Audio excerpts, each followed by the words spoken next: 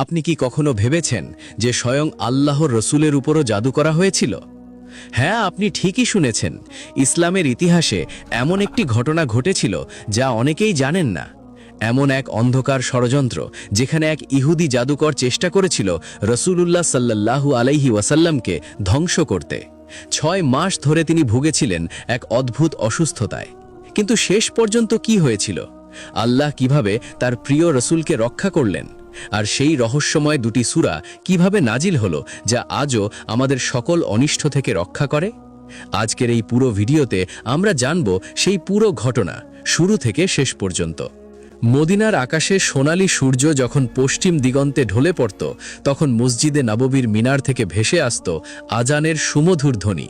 সেই পবিত্র নগরীতে ইসলামের আলো ক্রমশ ছড়িয়ে পড়ছিল চারদিকে। রসূলুল্লাহ সাল্লাল্লাহু আলাইহি ওয়াসাল্লাম তখন মদিনায় অবস্থান করছিলেন, আর তার চারপাশে জড়ো হয়েছিল সত্যের অনুসারী হাজারো মুমিন হৃদয়। কিন্তু এই আলোর বিপরীতে কিছু অন্ধকার মনও ছিল, যারা এই দিনের প্রসারে ভীত ও ঈর্ষান্বিত হয়ে উঠেছিল। তাদের মধ্যে মদিনার কিছু ইহুদি গোত্র ছিল, যারা প্রকাশ্যে শান্তির মুখোশ পরে থাকলেও অন্তরে পুষে রাখত গভীর বিদ্বেষ ও ষড়যন্ত্রের নীল নকশা। মদিনার বনু জুরাইক গোত্রে বাস করত এক ইহুদি, যার নাম ছিল লাবিদ ইবনে আসাম। সে ছিল একজন দক্ষ জাদুকর, যার কালো জাদুর খ্যাতি ছিল সেই অঞ্চলে সুপরিচিত। তার চোখে ছিল এক অদ্ভুত তীক্ষ্ণতা, আর তার হাতে ছিল এমন কিছু গোপন বিদ্যা যা সে শয়তানের কাছ থেকে আয়ত্ত করেছিল। সে নিজেকে মুসলমানদের মিত্র হিসেবে দেখাত, কিন্তু তার অন্তরে ছিল প্রচণ্ড হিংসা ও ক্রোধ। ইসলামের এই দ্রুত বিস্তার তাকে রাতের ঘুম হারাম করে দিয়েছিল। সে দেখছিল কিভাবে আরবের মানুষ দলে দলে ইসলাম গ্রহণ করছে, কিভাবে মুহাম্মদ সাল্লাল্লাহু আলাইহি ওয়াসাল্লামের প্রভাব দিন দিন বাড়ছে। এই সময়ে মদিনার কিছু ইহুদি নেতা গোপনে এক সভায় মিলিত হল। তাদের চোখে মুখে ছিল উদ্বেগের ছাপ। একজন বলল, মুহাম্মাদের শক্তি দিন দিন বাড়ছে, আমাদের কিছু একটা করতে হবে। আর একজন বলল, কিন্তু কি করা যায়? তার সাহাবীরা সব সময় তাকে ঘিরে রাখে, তার কাছে পৌঁছানো প্রায় অসম্ভব। তখন তাদের মধ্যে এক বয়স্ক ব্যক্তি বলল, একটা উপায় আছে, লাবিদ ইবনে আসাম। সে জাদুবিদ্যায় পারদর্শী, তাকে দিয়ে মুহাম্মাদের উপর জাদু করানো যায়।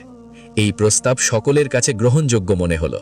তারা সিদ্ধান্ত নিল যে লাবিদকে এই কাজের জন্য নিয়োগ করবে এবং বিনিময়ে তাকে মোটা অঙ্কের অর্থ দেওয়া হবে।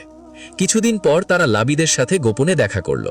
রাতের অন্ধকারে একটি নির্জন ঘরে বসে তারা তাদের পরিকল্পনা তার কাছে উপস্থাপন করল। লাবিদ প্রথমে একটু ইতস্তত করল, কারণ সে জানত মুহাম্মদ কোনো সাধারণ মানুষ নন।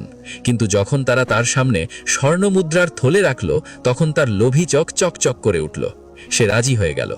লাবিদ বলল, এই কাজ করতে হলে আমার মুহাম্মাদের কিছু ব্যক্তিগত জিনিস লাগবে, তার মাথার চুল বা চিরুনি বা এমন কিছু যা তার শরীরের সাথে সরাসরি সম্পর্কিত। এই কথা শুনে তারা চিন্তায় পড়ে গেল। রসূলুল্লাহ সাল্লাল্লাহু আলাইহি ওয়াসাল্লামের কাছে পৌঁছানো এত সহজ ছিল না। তখন তাদের মধ্যে একজন বলল, একটা উপায় আছে।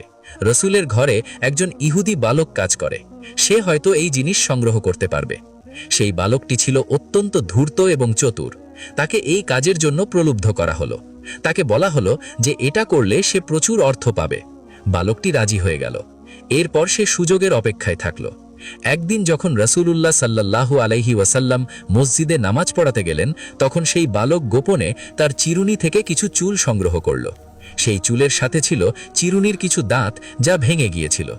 এই মূল্যবান জিনিস নিয়ে সে দ্রুত লাবিদের কাছে চলে গেল। লাবিদ যখন সেই চুল এবং চিরুনির টুকরো পেল, তার মুখে এক ভয়ঙ্কর হাসি ফুটে উঠল। সে বলল, এখন আমি আমার কাজ শুরু করতে পারবো। সেই রাতে সে তার গোপন কক্ষে প্রবেশ করল। সেখানে ছিল অন্ধকার, শুধু কয়েকটি মোমবাতির আলো জ্বলছিল। দেওয়ালে ঝুলছিল বিভিন্ন তাবিজ, কবজ এবং অদ্ভুত সব প্রতীক। মেঝেতে আঁকা ছিল জাদুর বৃত্ত। লাবিদ সেই বৃত্তের মধ্যে বসল এবং তার কালো জাদুর আয়োজন শুরু করল। সে একটি খেজুর গাছের শুকনো মাটি নিল। এই মাটি ছিল সেই অংশ যা খেজুরের গুচ্ছকে ঢেকে রাখে। এটিকে আরবিতে বলা হয় জুব তাল্লা, অর্থাৎ খেজুরের পুষ্পাধারের আবরণ। এই মাটির মধ্যে ছিল 11টি গিট। প্রতিটি গিঠে সে মন্ত্র পড়ে ফু দিল। সেই মন্ত্রগুলো ছিল শয়তানের কাছ থেকে শেখা, অত্যন্ত ভয়ঙ্কর এবং কুফুরিপূর্ণ। প্রতিটি গিঠে সে রসূলুল্লাহ সাল্লাল্লাহু আলাইহি ওয়াসাল্লামের ক্ষতি কামনা করে মন্ত্র পড়ল। লাবিদ সেই চুলগুলো নিল এবং সেগুলো দিয়ে গিটগুলো বাঁধল। প্রতিটি গিট বাঁধার সময় সে শয়তানকে আহ্বান করল। সে বলল, হে অন্ধকারের শক্তি, এই জাদু দ্বারা মুহাম্মদকে আক্রান্ত করো, তার শক্তি কেড়ে নাও, তার স্মৃতি বিভ্রান্ত করো, তার জীবনকে কষ্টময় করো। এভাবে 11টি গিঁট বাঁধা হলো। প্রতিটি গিঁঠে ছিল এক একটি অভিশাপ, এক একটি কালো মন্ত্র। এরপর লাবিদ সেই জাদুকৃত মাটিটি নিয়ে ভাবতে লাগলো কোথায় লুকিয়ে রাখবে। সে জানত যে এই জাদু কার্যকর হতে হলে এটিকে এমন জায়গায় রাখতে হবে যেখানে কেউ সহজে খুঁজে পাবে না। অনেক চিন্তার পর সে সিদ্ধান্ত নিল যে বনু জুরাইক গোত্রের এলাকায় অবস্থিত জারওয়ান নামক একটি কূপে এটি ফেলে দেবে।